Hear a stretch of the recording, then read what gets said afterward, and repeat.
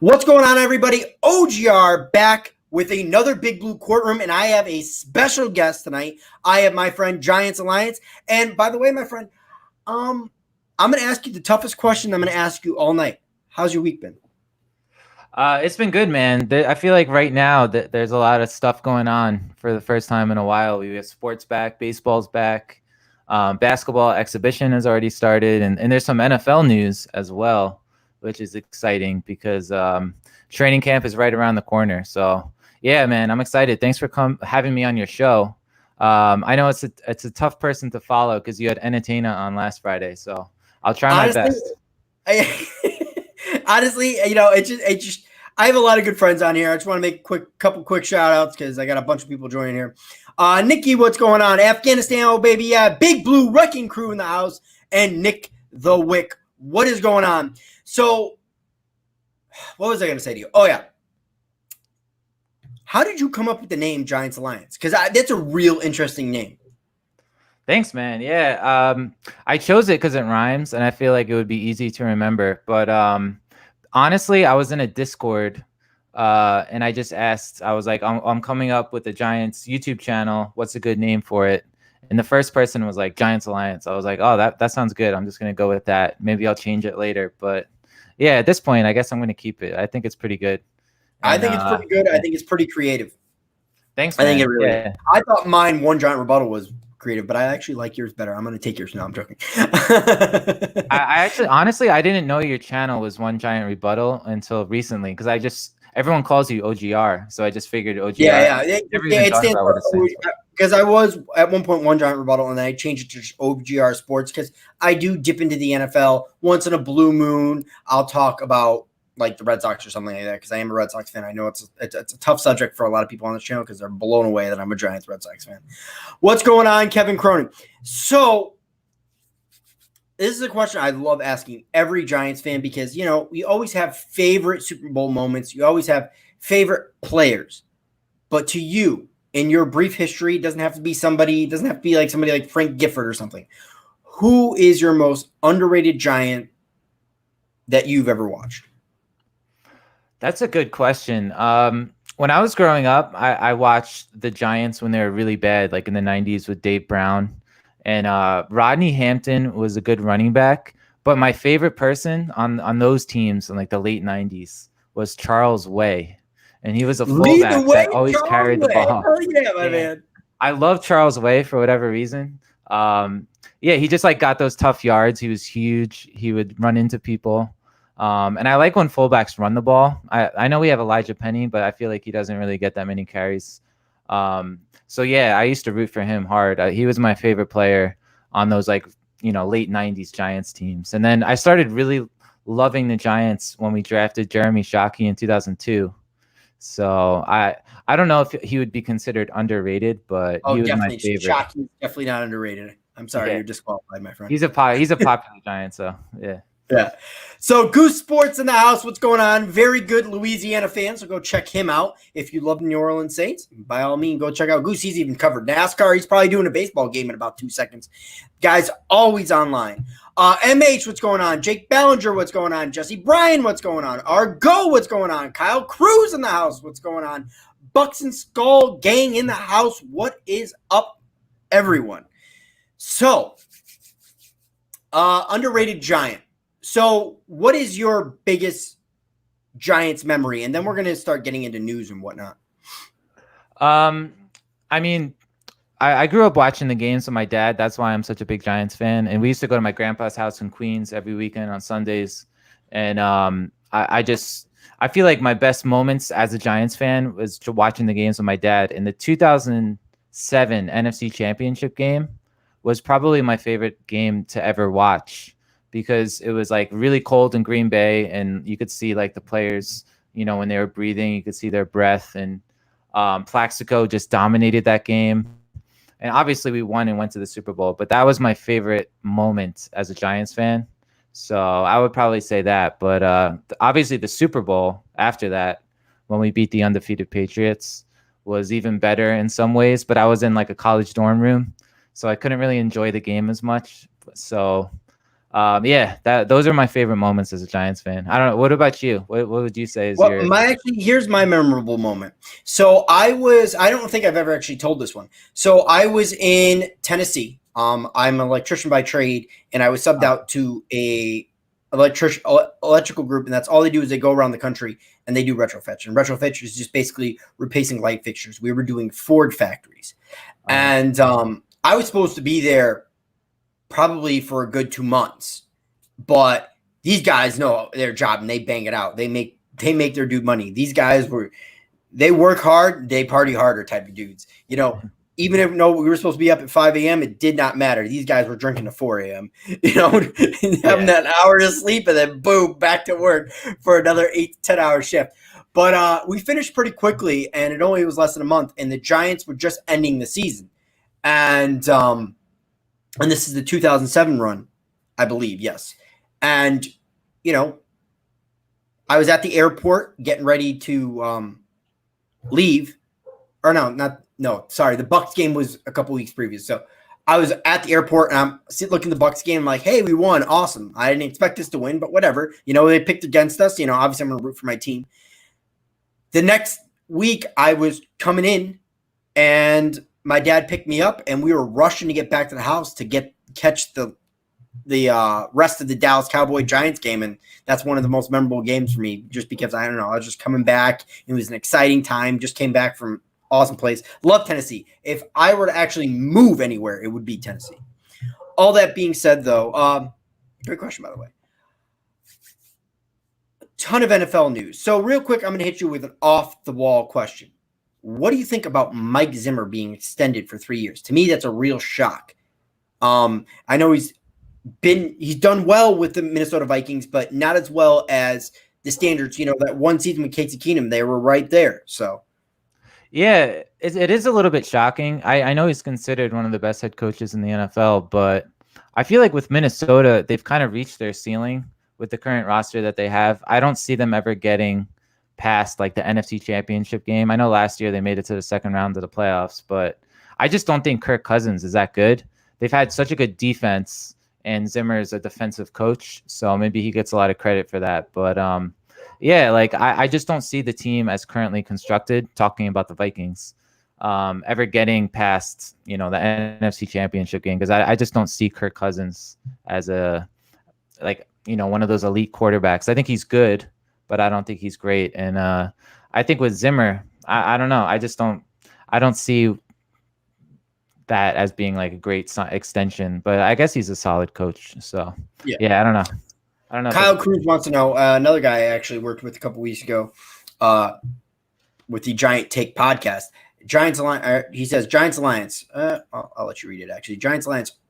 Are you a Yankee fan? If so, did you like the rain delay? I mean, I didn't like the rain delay. I'm a big Yankees fan. I wanted to keep watching the team because I was so into it and excited for baseball to be back. But it's nice that we got the win. So that's cool. I'm excited that Stanton hit a home run because he's actually one of my least favorite players. But I hope he can actually play well this year because we need him. And I think our offense could be so amazing. I know you're a Red Sox fan. But I'm excited about the Yankees. I think we're going to be so good this year. Honestly, I'm just excited to watch baseball or watch any sport. So as soon as we get off here, I'm going to be catching the Red Sox. They have Nathan Eovaldi going, and the Red Sox aren't what the Yankees are. I'm going to fully admit it, but I do expect a solid season, and I would like to achieve the wild card. I'm not one of those delusional Red Sox fans who are like, we're always better than the Yankees. Do I think we can be competitive with the Yankees? Sure. Do I think we're going to win against the Yankees? Yeah, probably the Yankees most likely going to edge us out. I think the Yankees should go to the World Series, and anything less than the World Series is an extremely disappointment as a Yankee fan, especially with a shortened season. Yeah, and there's like 8 playoff teams in the American League out of, I think, 15 teams. So the chances are you will make the playoffs. But and then once you make the playoffs, anything could really happen. So even a team like the Rays. We have the pitching without Chris Sale, so with Tommy John and all that. Yeah, and you guys lost Mookie Betts, which was big, but I think it's kind of like a rebuilding year for the Red Sox, but at the same time, if you can stay competitive, Yeah, it's a little bit of a rebuilding year. what's his face? Whatchamacallit coming in from the Rays organization. It's going to have more of that Rays feel where we're going to take more attention toward the farm and bringing up guys that way. And really trying to go get top prospects instead of going out and spending to get our team where it needs to go. Mm-hmm. But we have a Rays fan in the chat, a Bucks and Skulls gang in the house. He's a Rays fan. So, but people right now would list the Red Sox as probably the third best team in the AL behind the Rays. I mean, at least that's the way it was last year. Christopher Taylor, what's going on? We will take questions in a second here or two, but I actually did want to announce exciting news. The NFL CBA came to agreement on a revised CBA for this season. But what I did notice is some of the specifics to that deal, because the players approved it 29-3, and the owners had approved it earlier in the day. What I noticed was the cap's going to be lowered to a minimum of $175 million. Now that number may go up or down depending on what the owners decide, but right now it's solidly not going to move from $175 million for 2021. Now I don't think it's going to affect the Giants too bad, because I looked at their cap number. It's not going to affect the Redskins too bad, but it's going to sure as hell affect the Cowboys and definitely affect the Eagles with those backloaded contracts. I just want to get your thoughts on that before we start answering questions. Yeah, I'm just so excited that it looks like we're going to have a football season, because there was a little bit of apprehension with the players. They wanted to make sure that they would get the kind of the health and the safety precautions worked into this to like a CBA. And it looks like they came to an agreement. It's official that there's no preseason games, which kind of stinks. But at the same time, if that's going to help us have an actual regular season and improve those chances, that's all that really matters. And I think, it's going to hurt the Giants. They went down from 90 to 80 players at training camp. I think that's going to hurt the Giants more than a lot of other teams. The only thing I'm going to say right there is usually you're allowed 12 practice squad players. They bumped it up to 16. So some of those players that a lot of people are afraid of, going away, those players might be there. So it's actually basically like having, a 60-man roster. So I don't think the cuts are going to be as egregious as some may think. Yeah, that's a good point. I didn't read that part. You sent me the article before, because all this stuff just happened. And one thing about the increased practice squad that's going to help the Giants, there's no preseason games. So if the Giants have someone that they really want to stash on the practice squad and hope that he goes under the radar, it's going to increase, or that's more likely to happen because there's not any preseason games. So these players aren't going to be showcased in those games. So chances are they're not going to be stolen off the Giants practice squad. And there's a lot of guys like those undrafted free agent players that the Giants signed this offseason that I'm really high on, like Benjamin Victor, Kyle Murphy, the offensive lineman out of Rhode Island. So some of these guys will probably be on the practice squad. So it's definitely good that they increase the size, because I like a lot of those guys. I really do. I'm kind of upset at the same time, because I did want to see them in the preseason games, but I think it's good. That's where they're really going to get a chance to prove themselves. Because a lot of people, I know other Giants channels that cover this, but a lot of people think that the Giants should go out and get another wide receiver because we really don't have anybody proven behind Corey Coleman. I really don't see that as a big deal. I think one of these guys should give them the opportunity to earn their job and see what they can do. I mean, I definitely think some of these guys are going to get access to the roster a lot closer, because I honestly just don't trust Sterling Shepard to stay healthy. Those concussions really concern me. So that's just my feelings on that. That's a really good point. Like, our starting wide receivers, I think, are very solid. The starting three with Sterling Shepard, Slayton, and Tate. And then behind that, I do actually think we have some intriguing guys. Like Coleman was really good a couple of years ago when Eli was still quarterback in 2018. And then Benjamin Victor and Austin Mack, I think, are very talented out of Ohio State. And they didn't get drafted, but there was so many good receivers in this draft. I think that's part of the reason why they went unnoticed or undrafted. But I like Benjamin Victor a lot. I still think, even without preseason, I think he has a good chance of making the 53-man roster, because he's tall, but he's pretty athletic for his size as well. So I feel like in the red zone, he could be like a real weapon for Daniel I think Jones. He's a guy. I hear what you're saying. I think he's a guy that a little off-season workout. I think his year is not this year. I think his year is next year. If he cracks the roster, he's a guy that needs to come into his body a little bit. He needs to add some muscle that's very clear and get a little bit more physical because wide receivers are going to jam him at the line because he can burn you deep. I saw that when he played against Penn State in his limited amount of catches, because it feels like every Ohio State receiver is a track star. But yeah. And that's a good point. Like he's very skinny, but he's not a burner at the same time. But if you watch him in the games, like the games against Penn State, I think he even did this where he'd catch a short pass and he kind of like run by people and he has good moves. So he is good after the catch and he definitely needs to bulk up. I think that's like the one thing. Then that's probably why he didn't get drafted. He's so skinny he's 6'4", but he's like very thin. So yeah, that's a good point. Maybe next year he stays in the practice squad this year, and then next year he could be like a real force. So all right, so I've got questions here piling up. I'm going to be trying to catch up with these here. So Christopher Taylor asked, if both Barkley and Jones have an outstanding year, who will get the recognition on the NFL's top 100? I think that one's easy for me. It's Barkley. Yeah, I agree with you. And Jones, remember, Jones had more touchdowns last year than Kyler Murray, and he didn't get even any consideration for Rookie of the Year. So I feel like because a lot of those media members of the NFL, they talked about how bad of a draft pick it was. So they never really want to admit that Daniel Jones is playing well. And they'll always kind of overemphasize his faults. 100. I would love to see him crack 100, just to be at 100, just to see like, hey, he went from a guy that should be a day 2 pick to a guy who's an NFL top 100. How does it feel now? But we'll see.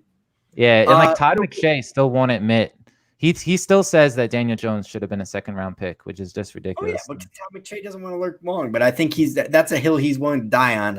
It's going to take a little bit of credibility away from him. Do you think the Texans are a playoff team? I do actually. And we talked about before, I don't remember if this was before the stream, but there's an extra playoff team in baseball. Actually, there's like multiple extra baseball teams, but in football, there is an extra wildcard team as well. So now there's 7 in each conference. Even though they lost a lot of talent and DeAndre Hopkins is no longer on the team, I still think the Texans have a chance of making the playoffs because I just think that Deshaun Watson is that good. He's one of the only quarterbacks that I feel like can carry a team on his back. I agree, but the thing is, that's probably the toughest division in the AFC. The West is very close, but all those teams are really close. Like I'm not putting the Titans ahead of extraordinarily ahead of the Texans. Same with the Colts. Same with the the Jaguars. Forget about it. They suck. Yeah, the Jaguars are the only those 3 teams. Those 3 teams. What do you think of the Colts? Because they have a lot of talent for Phillip Rivers. They have like a really good offensive line. Jonathan Taylor. I put all those teams right about 10-6 and 9-7. Any one of those teams get that, and that's where I think the Colts fall on. Yeah, I'm curious to see how consistent they are. That is a good division. Yeah. Oh, sorry. No, I was just going through the questions and trying to find the next question here. Nick Wick says he wanted me to ask you about the game you guys had on Madden. Yeah, I beat Nick in Madden. I had a little promotion for my YouTube channel. I said if you subscribe to me and then you beat me in Madden, I'll send you a mask. I had some merchandise made, and they're actually very good quality masks. So yeah, if you subscribe to me and then you play me on Madden on Xbox and you actually beat me, I will send you a mask. Nick played really well. He actually was beating me in the first half, and then he threw an interception to Julian Love right before halftime that I took to the house, and that just like changed the whole momentum of the game. So yeah, that's the game. That's why I won. So what's going on, Jay Berman, Mikey C, Ramandir 81. Mikey C says, "Good day, fellas." To the Red Sox, thumbs down. Obviously, which player, is gonna lead the team in tackles, interceptions, and sacks? Who your free agent making the team? Maybe undrafted. Meant to say undrafted. Yeah. Yeah, for undrafted free agent, I think Benjamin Victor actually has the best chance. There's a couple other guys that I think have a good chance too. Javon Leake, I think he is a very good kick returner. And as a backup running back, I think Wayne Gallman isn't guaranteed to make the team. So maybe Javon Leake can sneak into that 3rd running back spot behind Dion Lewis. What was the other part of the question? Who do you think will lead in tackles, interceptions, and sacks? Well, tackles is definitely going to be Blake Martinez. He was second in the NFL last season, and he led the NFL 2 years ago. He's a tackling machine. If the run is like right up the middle, he's very good at cleaning it up. And with our defensive line, he's going to be given a lot of space to roam around and make plays on the defense. So I like Blake Martinez. For interceptions, I'm actually not going to say Bradbury because he's going to be guarding some really good receivers. I'm going to say Xavier McKinney. You going to say Peppers? I'm going to say Peppers. I don't know why. It's just I think he's going to be, a lot of tip passes, right time, right place type thing. He gets a couple. I could see him. Literally, it's going to be a ton. I think somebody leads a team with like 3 or 4 max. Yeah, I think like Peppers is in such good shape right now. They show his like workouts all the time on social media, and I could see him having like a really good season this year. He'll finally kind of like break out because he's the most athletic safety by far on the team. So I wouldn't be surprised by that. And then sacks. For sacks, I actually think it's going to be O'Shane Ximines, who only had 4.5 sacks last year, but he played less than. Yeah, he only played. I think he played around like 40% of the snaps. So I feel like if he plays a lot more this year, he was getting better and better as the year went on. He played really well against Philadelphia in the last game of the season. There was one play against Jason Peters where he basically threw him to the ground. He's a good pass rusher. So I think he does need to improve a little bit against a run, but I could definitely see him leading the team in sacks with like 7 or 8. I don't see anyone getting like double digits. I know Golden had 10 last year, but I just don't see him repeating that this year. Absolutely. What's going on, diehard Giants fan? MH. Yo, OG. Sizzle your hair is missing. Oh God, I love it. A lot of people like to poke a little bit of fun. See me, I had to shave it. I couldn't stand the thinness of my hair in the front. I said, screw it. My dad's got it. And I'm screwed. Like people have been asking me, OGRs try Pupapisha or all these other care products. I've tried them. They don't work. If you know my family, and you don't, but if you knew my family, I am doomed. Every single person on either side of my mom's or dad's family, every male has male pattern baldness. I was doomed from birth. The fact that I was able to keep it for 36 years is physically amazing because my dad was losing it at 20. I think I got lucky because my dad is bald and like my mom has so much hair. She has like bushy, like huge hair. So I got like kind of closer to her, but you never know because my dad has it. So I might lose my hair one day. AV Sports, what's going on? We already answered that, Kyle Cruz. We did answer if the Texans were a playoff team or not. Don't know if you saw that. Do you think the Bucs are a Super Bowl team this year? No, I do not. I do not think Tom Brady is going to be that great this year. I think he's going to be 43 years old. He was not that good last season for the Patriots. And he's a very conservative quarterback in a lot of ways. And what I mean by that is he doesn't like taking a lot of chances. And with Bruce Arians, you know how like Jameis Winston threw so many interceptions, but I think that was partly due to the system where Arians wants his quarterbacks to take a lot of chances. So I don't know what kind of fit it's going to be with Brady. Brady's the kind of quarterback, he wants to make the safe throw. He likes making quick throws to his tight end, to his running backs. He doesn't take that many chances downfield. So I don't want I think they'll make the playoffs. I just don't see them as like a Super Bowl contender. I don't know. What are your thoughts on Tampa? I don't. I feel the same way you do. I think their offensive line's not very good. They have weapons outside. But Brady's getting older, and if you need that offensive line to stay up, you need a run game that's going to support him. That's there's a reason why the Patriots were running the ball more and ranked in the top half of running the last couple of years is because Bill Belichick knew this, and he knew how to cover Brady's weaknesses. If Bruce Arians is going to think that Brady's throwing it 50 times a game for 16 games, I'm sorry, that Tom Brady's that way bye to him a long time ago. Yeah, that's a really good point. The last year the Patriots won the Super Bowl, they were a running team. They didn't really throw the ball that much. Like obviously Brady was still good, but they ran the ball a lot. They were like the top running team in the NFL. So I don't see the Bucs being that good this year, as some people think. AV Sports says Rojas and Baker told not to stay away from camp. Thoughts? Yeah, I saw that. The New York Post just reported that like an hour ago or something. And I think I'm actually really surprised, especially with DeAndre Baker. So we were talking about this before the show. Rosas supposedly was not a DUI. It was just a bad accident, and he's gonna get some traffic violations on his record for sure. But I don't think it's as serious as initially thought. But I mean, Baker's in the middle of a very serious legal situation, so I thought that they would make him stay away until that's resolved. But maybe they know something.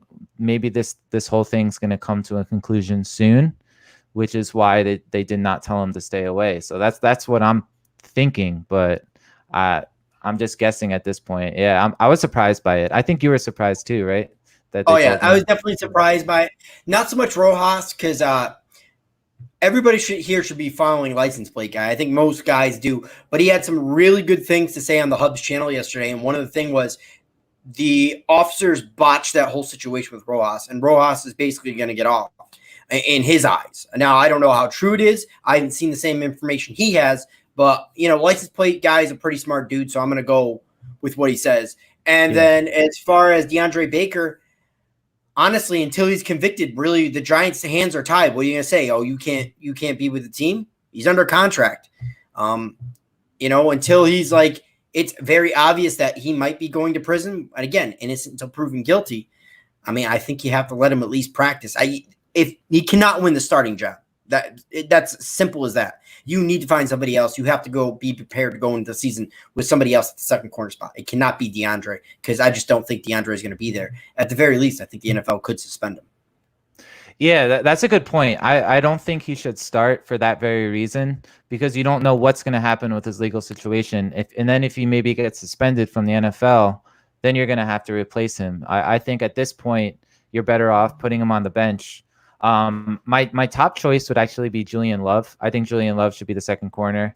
And Darnay Holmes, I think, also has a chance, because he did play on the outside. I'm not as big on Julian Love as you are. I think Darnay Holmes are actually Ballentine. Yeah, Ballentine's really athletic. I think he definitely has a chance. I just like Love. I just think he's a good football player, so they're going to find him on the field. Are you a Notre Dame fan by any chance? Huh? Are you a Notre Dame fan by any chance? No. I actually have one of my best friends. He went there for undergrad and law school, and he actually moved to South Bend. He's like the biggest Notre Dame fan I've ever met. But he told me when we drafted him, he was the first person I asked, and he said that Julian Love is really good. So that most Giants fans are Notre Dame fans, so they have a soft spot for Julian Love. That's why I asked. Yeah, I'm actually. I hope I'm wrong on Julian Love. By the way, I really do. I already answered that one. Oh, Nick the Wick says me and you should play on stream. As far as Madden, you'll kill me because I haven't played Madden in like 2 years. By any like online sort of thing. Like I have an Xbox. I haven't touched it in like a year. Like I've been more. If I'm gonna play video games, everything's on my laptop. I'm a League of Legends player by heart. So, I saw one other question here that I wanted to answer before scrolling down. Where is it? Joe Yato, what's going on? I think Jay Berman has one. Oh no, there's. Oh, you're trying to go back. Okay. Because like last week when I was on with Data, people said I missed a lot of their questions, so I'm trying to get to every single one, even if it takes me a while. Cowboy X Factor, what's going on? Nick the Wick, I'll definitely play you on stream. I just got to figure out how to stream it on my Xbox. All right, there it is. Okay. So, Darius Slayton, stat prediction. Darius Slayton. So, I did a poll on Twitter actually, and I asked who's going to lead the Giants in receiving yards, and a very big majority of fans picked Darius Slayton. He won by over 40% over all the other receivers on the team. I actually think it's going to be Golden Tate. I think Golden Tate's going to lead the Giants in receiving yards. He's the most consistent receiver. He played really well last year with Daniel Jones. They had good chemistry. I think Darius Slayton definitely benefited from a lot of injuries at wide receiver. Like Sterling Shepard was out for a lot of the season. Obviously, Ingram only played 8 games. Barkley was hurt a lot. So I could see Slayton being a better player and being more consistent, but actually not having as good a stats as he did last year.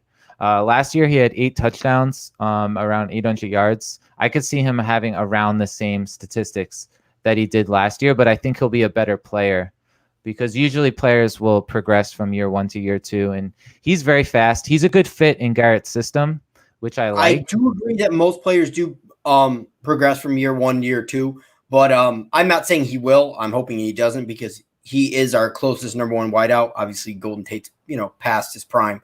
But I'm just going to say, hey, maybe there is a sophomore slump here. He's losing, he's learning a new system, and I'm just playing devil's advocate. I'm a huge Darius Slayton fan. I have a Darius Slayton jersey, for Christ's sake. When I wore it last year at the Jets game, everybody swore it was Bear Pasco until they read the back. Yeah, that's an awesome jersey to have. I think he's going to end up being really good. And one thing that's underrated about Slayton on this team is he has really good chemistry with Daniel Jones. And like chemistry between receiver and quarterback is like something that people don't talk about enough, but it's something that's really important. And I think that it's going to benefit Slayton down the road because it seems like Daniel Jones will often go to him, and they definitely have good chemistry. All right. So I'm just slowly going through here. I already said hi to Cowboy X Factor. What's going on? Brownies or cannolis or cupcakes? I'm a cannoli guy. I'm a brownie guy myself. All right, cool.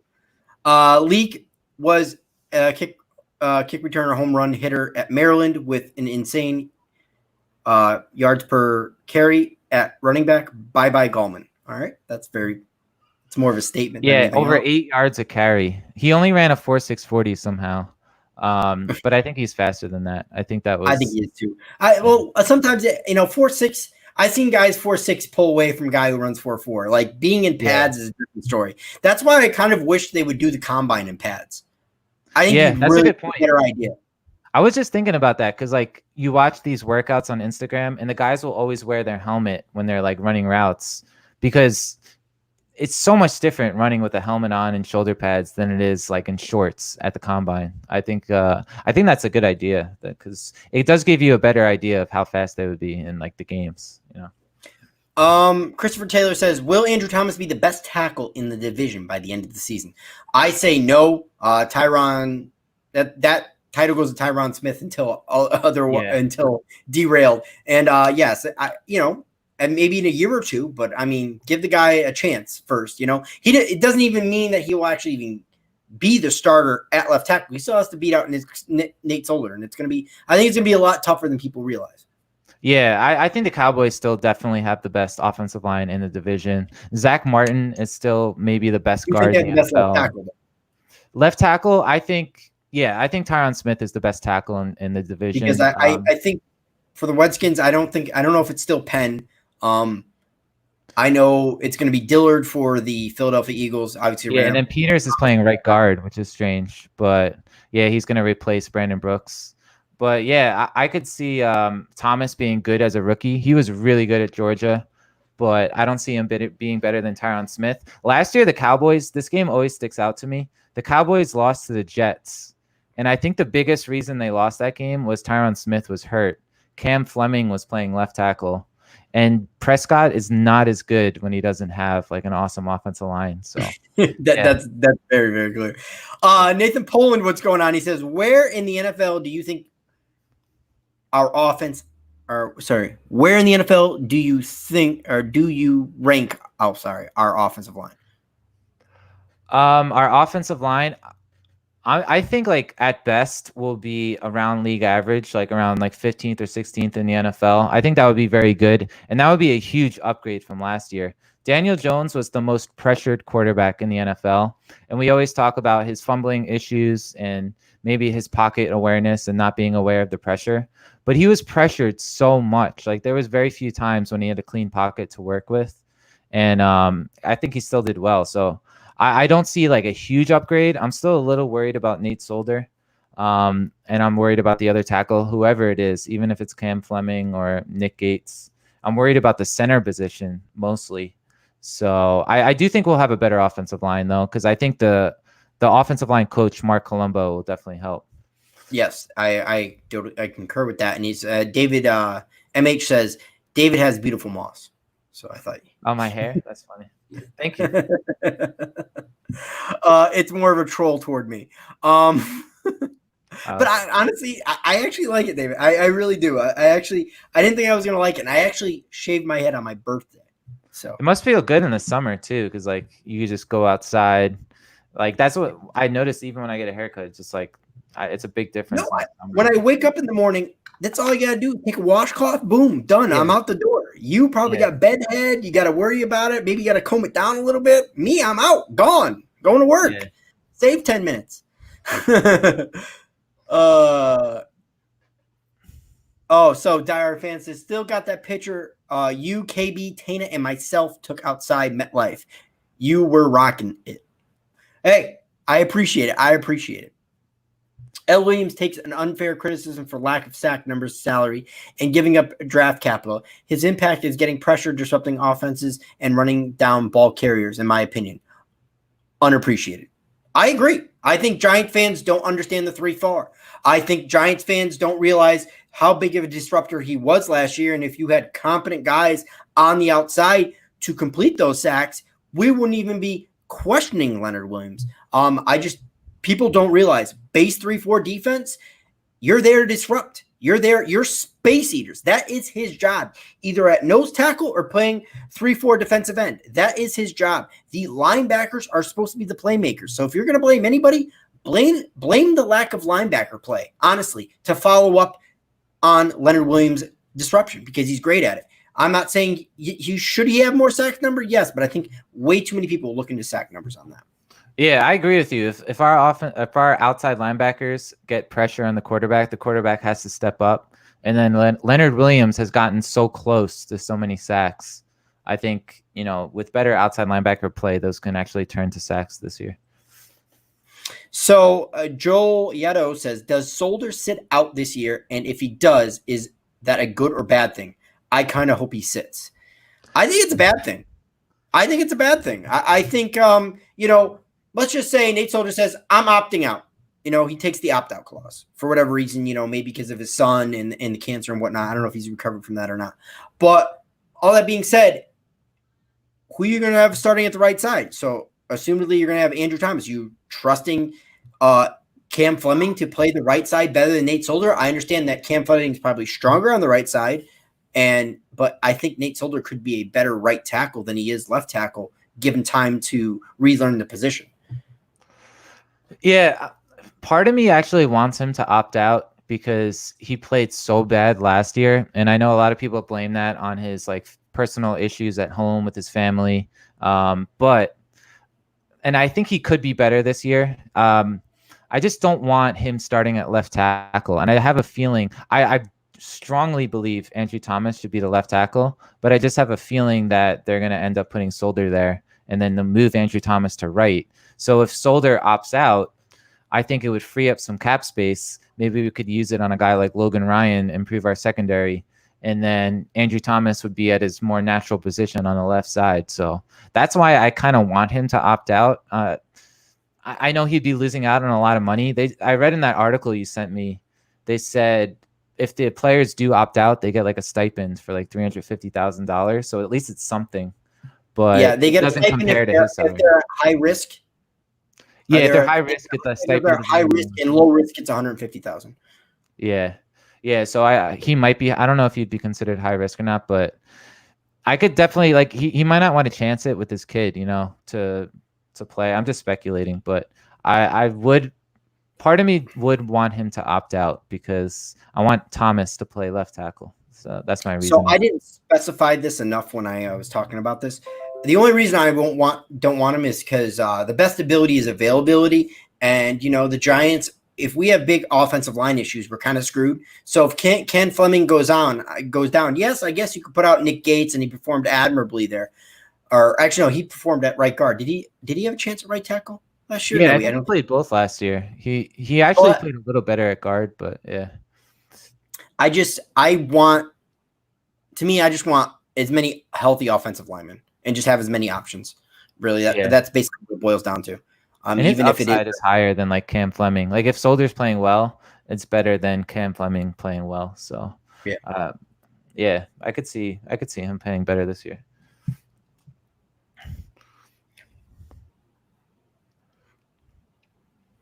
Or no, I was just reading something real quick. So actually, a lot of people agree with what we were saying as far as Leonard Williams goes. 4 players got 4 sacks when Leonard Williams was playing. I don't. I don't know what that means either.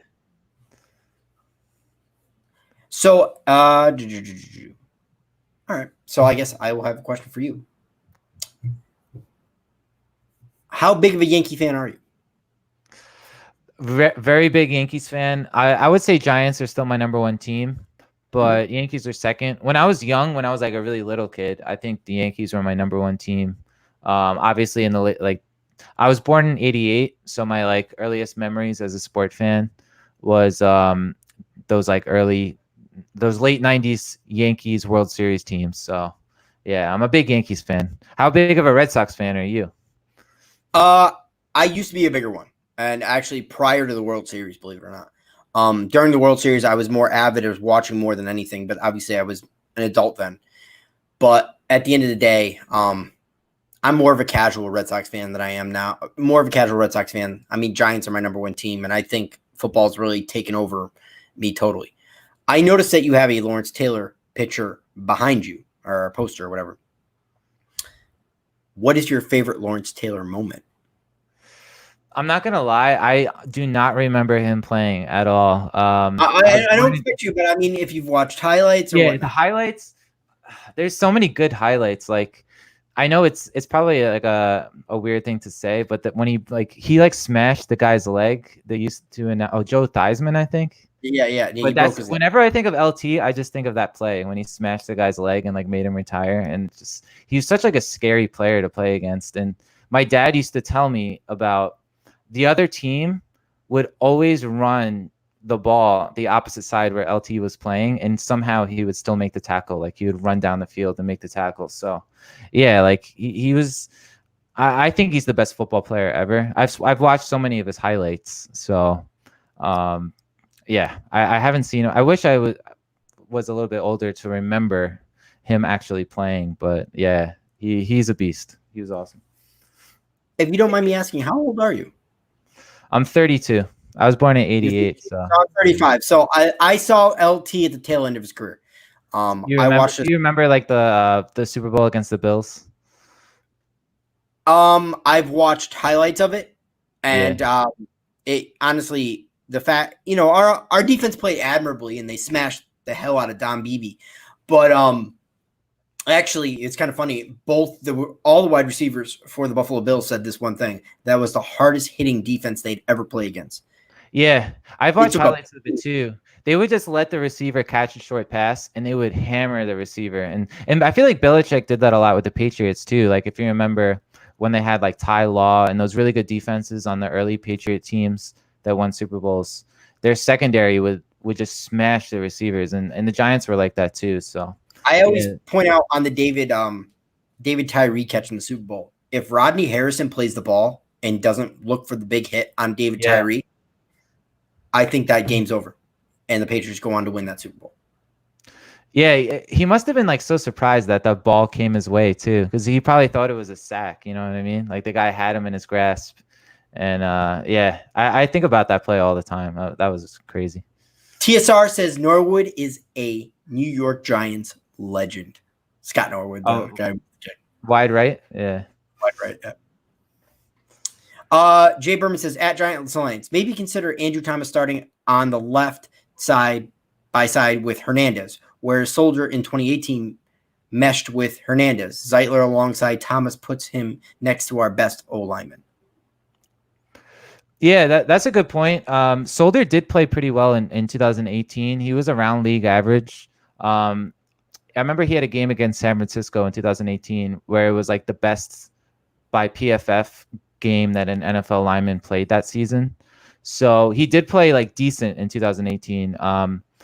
I do like the fact that if Andrew Thomas does play on the right side, he would be next to Zeitler. Zeitler is definitely our best offensive lineman. Interestingly, he's never made a Pro Bowl, Kevin Zeitler, but he's been so good for so many years. And Zeitler on the Browns was considered the best pass blocking guard in the NFL.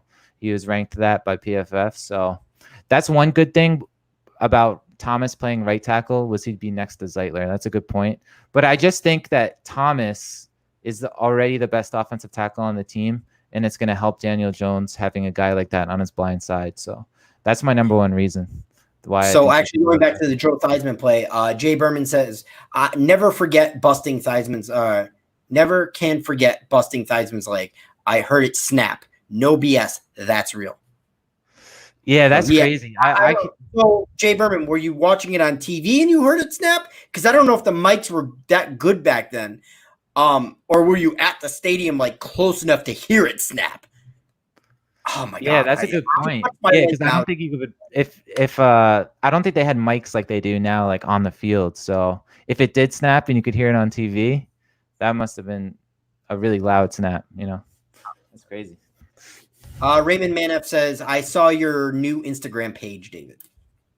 Yeah, man. I actually have a new Instagram page. This kid went to college, and he wanted me to take it over because he was following me on Twitter. So it has 26,000 followers, and yeah, I'm gonna keep the Instagram page the same way it was. I post like highlight videos on there. So definitely follow me on there. I'll give you a shout out if you subscribe to me on YouTube and follow me on Instagram. And eventually I'm going to go on like Instagram Live. So if you ever want to come on for an Instagram Live, obviously there's a lot of followers on there. It's a good way to, plug our YouTube channels and stuff like that. So that would be cool. I really should get more involved with Instagram. I just, probably add some like clips on there and whatnot. But I don't know, between Parler, Twitter, and this, it's like I don't know if I really want to add another social media. It's just so much time consuming. Yeah, it's so time consuming. Yeah, because like every day I'll post a new highlight video on YouTube, and then I'll just upload it on social media too. So that's why I have time to do it. I mean, when I record a video and then I share it on Twitter or share it on Parler, like, it's not too difficult. Yeah.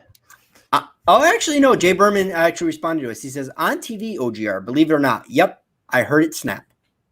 That's crazy. That must have been really loud then. But yeah, LT was such an animal. Like, supposedly my dad used to tell me he didn't even lift weights, but he was still like so much stronger than everyone else. Like, I don't know how that's possible. He's such a beast. I mean, hey, as long as you stay in shape, you never know. Yeah, you never know. And then the other teams, supposedly the other teams used to send him special visitors to his hotel room, if you know what I mean, like the night before a game to try to make him, lose his focus. But it still didn't matter. And he would like go out and party and show up late to practice.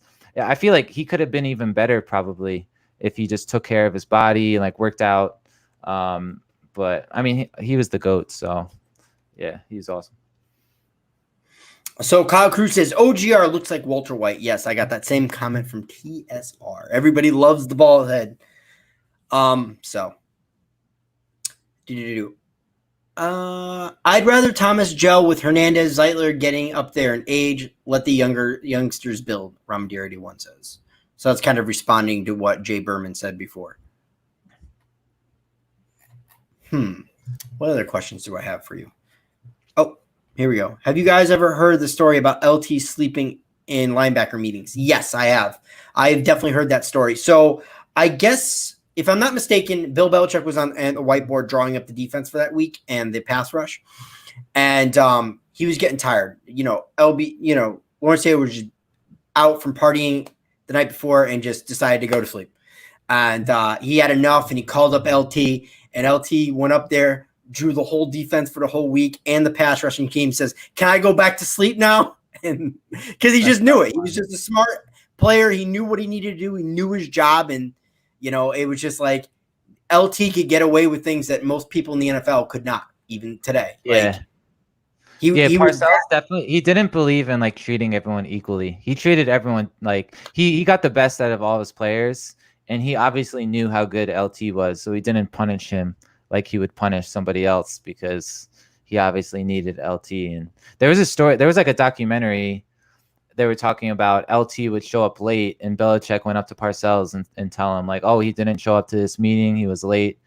And Parcells would say, "Oh, why'd you start the meeting without LT?" So he had like no interest in ever punishing LT because he was obviously so good. So Heartstorm Media just caught the baldness. He says comments on that. Appreciate that, my man, my other bald brother, if you will. Love Heartstorm Media. Great channel. If you ever get a chance to work with him, David, please do because you will enjoy it. Yeah, I'll definitely with all the crazy stuff going on. I mean, me and him had a real productive conversation, and I encourage you to go back at probably the last half hour. If you ever have a chance, I'm not saying you have to do it now. If you ever had a chance, watch the last half hour of my thing. I went a little bit longer with him, and we just got into a really good conversation. I just couldn't stop talking. About a different. I saw part of your Big Blue Courtroom with him, and it was really good. So I'm definitely gonna check that out again. Yeah. Just the last half hour is a great conversation. True story. I met LT only once briefly, and he had an amazing aura and energy. Oh, that's interesting to know. I mean, honestly, I'm a huge LT fan. I love LT. I mean, I would love a defensive leader like LT. And that doesn't have to have necessarily the same impact. We're talking about a guy who reinvented a position. I mean, outside linebacker wasn't considered. He made teams. He made the necessity for a left tackle. Everybody says it. I mean, even Shannon Sharp says it on Undisputed all the time. LT made positions. He goes to two guys I consider the GOAT, the greatest players of all time, which I think that mantra is overused big time. But when it comes to Jerry Rice and LT, I agree. I don't think Tom Brady is the GOAT. I mean, he's the best quarterback of all time. I won't really argue that with anybody. But as far as the greatest player of all time, yes, I understand Jerry Rice played a dependent position and LT did not. But at the end of the day, what Jerry Rice did back in the day in a running league is simply amazing. He's got records that nobody would ever touch. And yes, everybody says, oh, Joe Montana or Steve Young wouldn't, if they didn't have those type of guys thrown to him. No, if Jerry Rice wasn't that wide open, Steve Young and Joe Montana wouldn't be the quarterbacks they are today. It's because of Jerry. That's how good Jerry Rice was. Yeah, Jerry Rice, even when he was on the Raiders, remember Rich Gannon won MVP, I think it was like 2002. He was so good that season, and I think he was around 40 years old. So he took such good care of his body, and he played for so long, and he was so consistent. Like every single season, he was in the Pro Bowl. He was one of the best receivers. And I remember I did a book report about him in like high school or maybe middle school, and his dad used to throw him bricks in order for his hands to get like tougher. And he's like, oh, if you can catch these bricks, you'll be able to catch the football. And obviously, he had like the best hands ever. So maybe I'll try that with my son when he's a little bit older. Catch a brick. Dad, my foot, it's broken. Yeah, I have two little ones myself, and we definitely have to work on catching the ball. That's for sure. I'm trying. Like, how old are your kids? 5 and 3. Oh, that's awesome. Yeah, I can't wait till he's just starting to walk. I can't wait till my kid's able to like throw the football around and stuff like that, Yeah. They're just getting to that age, both are body catchers right now, and I'm starting to slowly teach them with the hands. Don't let it come to the body. You gotta teach them, like, you put your hands like a diamond or whatever. Like how my football coaches used to teach me. Yeah. I can't wait till my son's old enough to play sports with. Yeah, I'll be going ever may have been Derek Thomas. He says he was so amazing. Yes, Derek Thomas was a great player. I just didn't have the pleasure of watching him. Mikey C says, I see David Sill being the 5th. That's the guy out of West Virginia last year that we put on the practice squad. But he says, I see David Sill being the 5th wide receiver. Any comments on that? Yeah, I think he has a chance. He's a big receiver. He actually played quarterback in the beginning of his college career. And he was recruited by Lane Kiffin as a 13-year-old to play quarterback at USC. And then obviously he went to West Virginia. But he's a really interesting guy. I think he has a chance because he is a big receiver. And we need like a taller receiver for the outside. And like either him or Benjamin, I think one of the two will end up making the team. What I really like about quarterbacks that become wide receivers like an Edelman is they're just really smart and they just pay attention to detail and they just know how to earn it on the field. They may not be the most athletic guys, but they run routes and they know how to get open. I mean, I love guys like that. And obviously, David Sill is basically the forgotten guy. Yeah, there's a lot of examples of quarterbacks converting to receiver and actually being really good, like Edelman, like you said. But I think like Antoine Randall played quarterback in college. And yeah, there's lots of advantages to playing quarterback and then converting to receiver because they know like all the routes, they know how to get open. So yeah, I could see him making the team. He's definitely a sleeper. So apparently tonight's all about LT. Who would have thought? LT made Carson Banks, Van Pelt, Carson Banks and Van Pelt, already great linebackers, played like crazy animals. Giants fans were blessed, baby. Parcells era, effing incredible. Well, I mean, let's face it, and this is what really irritates me about Giants fans. They have no respect for the 3-4, none. Because all Giants fans are modernized, and they saw the 4-3, they saw Strahan. But the Giants, when they were good in the 80s, and in the early 90s, that's where they made their living, in 3-4. It wasn't later they converted to a 4-3, and then you had Strahan and whatnot. But we were a 3-4. We made the 3-4 famous. So, I mean, to me, I'm a 3-4 guy. I don't know what it is. I always was a 4-3 guy, but I'm a 3-4 guy now. I truly believe in it. You know, guys like Khalil Mack and Von Miller, they make differences. And I think it's better against the pass because you don't know as a quarterback where the pressure is coming from. You don't know which outside linebacker is going to be blitzing on that play. And I like the 3-4 better. I feel like it's more unpredictable. And that's a good point. Belichick on the Giants was the first one to really get it started. So it should be the favorite of Giants fans because of that. Kyle, we kind of answered that on the Texans, but we'll see what else you have to say. David, what is your thoughts on my Texans getting Brandon Cooks and why so many stars play for LA teams? Is he saying like in football or just in general? I guess like for the LA teams, I remember Shaquille O'Neal, like he knew he was going to go to LA to the Lakers at the end of his time with the Magic because he wanted to make movies. And I think if you're a big celebrity, like LeBron had a house in LA even before he played there. I think Kevin Durant even lives in LA. So I think if you're really rich and famous, it's probably the best place to live. That's my only guess.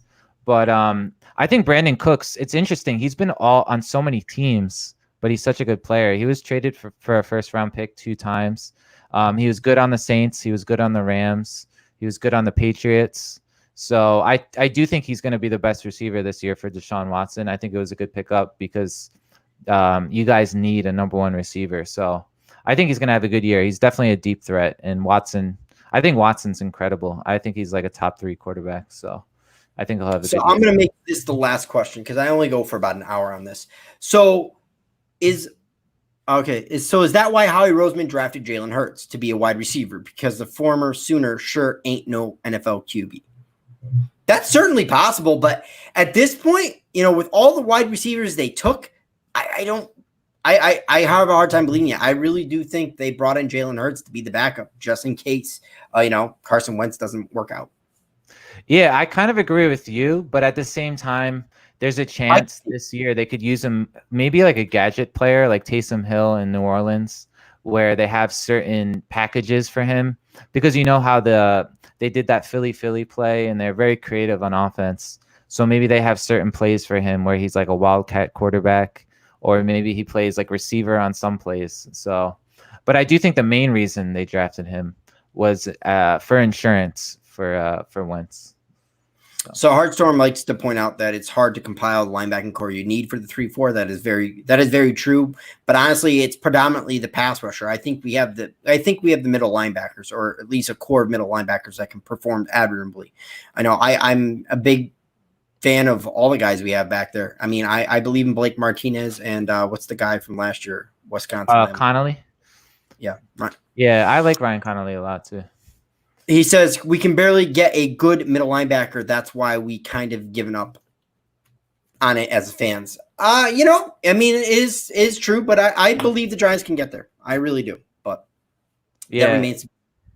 We definitely haven't emphasized linebacker. The last time we drafted a middle linebacker in the first round was Carl Banks back in 1984. So yeah, for whatever reason, we never emphasized it in the draft. So I think that's part of the reason. Yeah, and like most young Giants fans remember when we had OC, Strahan, Tuck, Kiwanuka, so they're going to be biased to the 4-3. But yeah, the 3-4 can be a good defense. All right, so David, I'll let you close this out, and